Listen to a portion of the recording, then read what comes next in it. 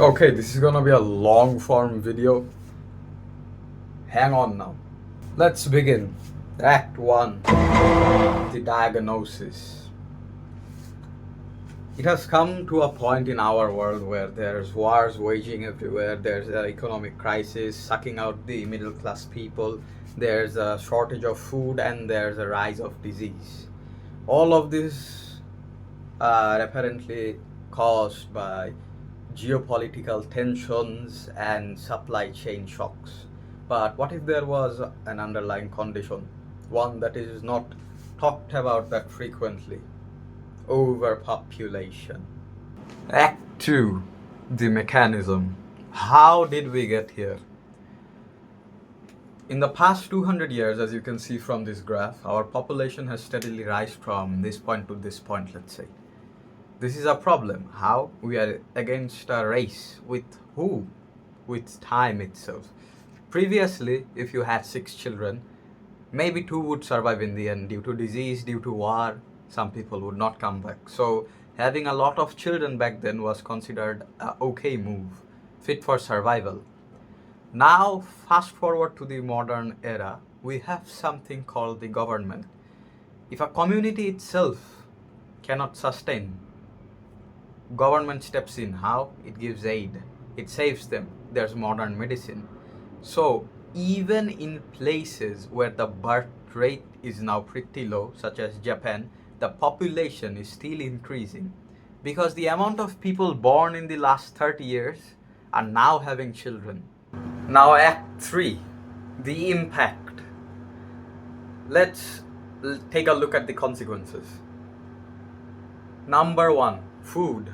More people means more mouths to feed, but do we have enough land to cultivate the amount of food needed for these people? We do not. Where does this lead us? To deforestation. People aren't evil.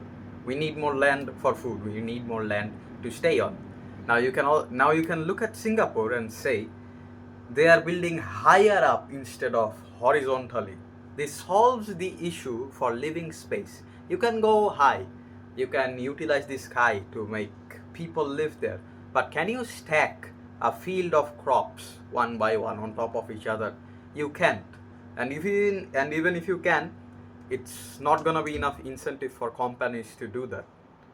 Would be way too expensive. Next effect, that's food done, right? We have the resources problem.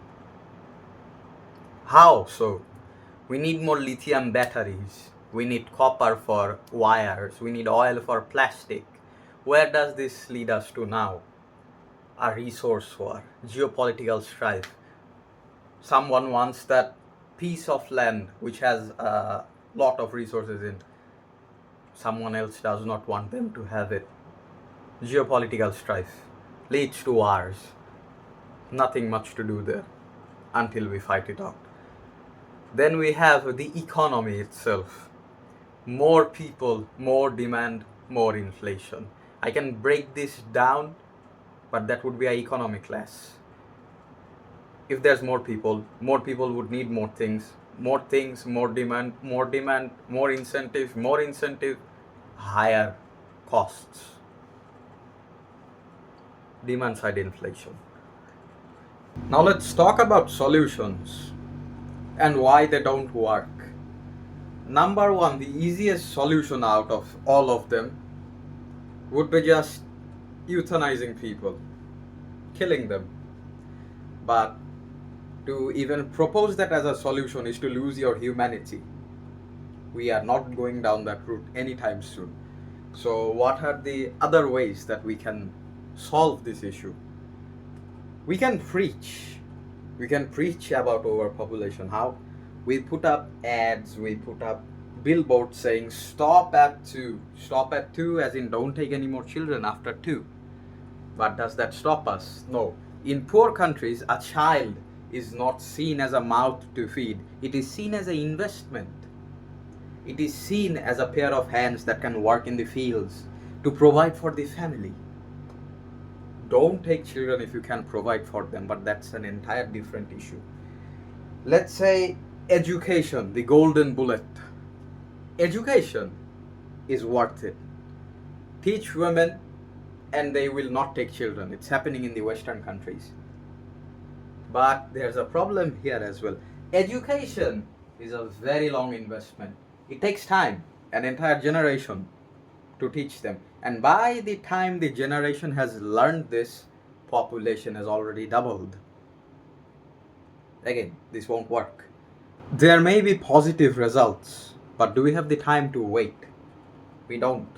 So where does that leave us? We are stuck between a choice, a hard rock and a line. What sort of line? We can't kill people. That's unethical. We can't do that. What other solutions are there? Nothing. A child in a more developed country in the West consumes 30 times as much as a one in the East. We can't go pointing fingers at whoever it is. We must change our beliefs. We must come towards a consensus that this must be done. We must change how we live, but it may not be possible in the end. So until Mother Nature does its job, we can do nothing but wait, which is unfortunate.